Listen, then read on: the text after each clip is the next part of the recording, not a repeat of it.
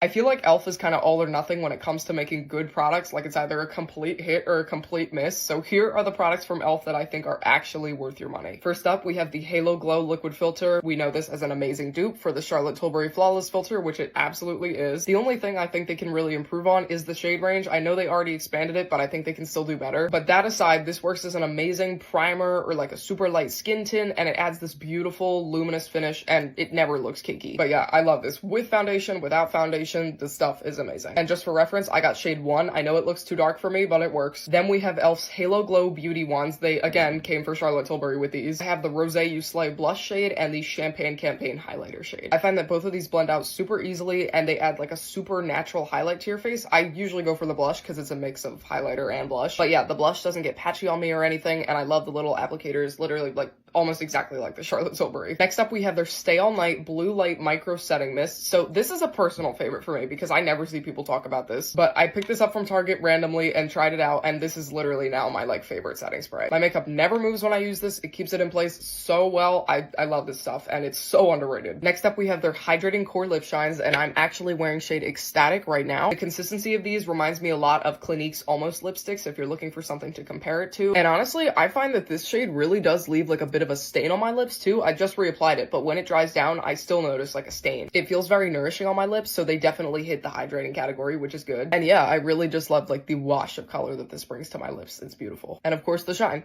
can't forget. Next up, we have their Brow Lift, and like a lot of e.l.f.'s products, I do not think this should be as cheap as it is because it's so good. I used this again yesterday and it kept my brows in place all day. I seriously love this stuff so much, and it's a great dupe for the Anastasia Beverly Hills Brow Freeze. I love the Brow Freeze, but this is like literally the exact same thing, and it's what, $7? Next up, we of course have the new Camo Liquid Blushes. I already made 2 videos with these, and I have to say the pigment is incredible. I love the dewy finish, and these blended out so well on me. I use a technique where I put them on the back of my hand and then take a brush and blend them into my face, and I find that it's so much easier than just dotting the product on my face. And when I do that, I get like zero patchiness. These go on so seamlessly. And last but not least, their Glow Reviver lip oils, which I again clearly love. These were meant to be dupes for the Dior lip oils, but they definitely are way better than the Dior ones. The color's pretty sheer on the tinted ones, but I love the slight tint that it gives my lips. I like that it's not overpowering. These also have a bit of a minty scent to them. They feel super nourishing on my lips, and I love the applicators. I gotta show you. I know you can kind of see it through the bottle, but the doe foot on these is just perfection. So soft, exactly what a lip oil should have. These are my ride or dies.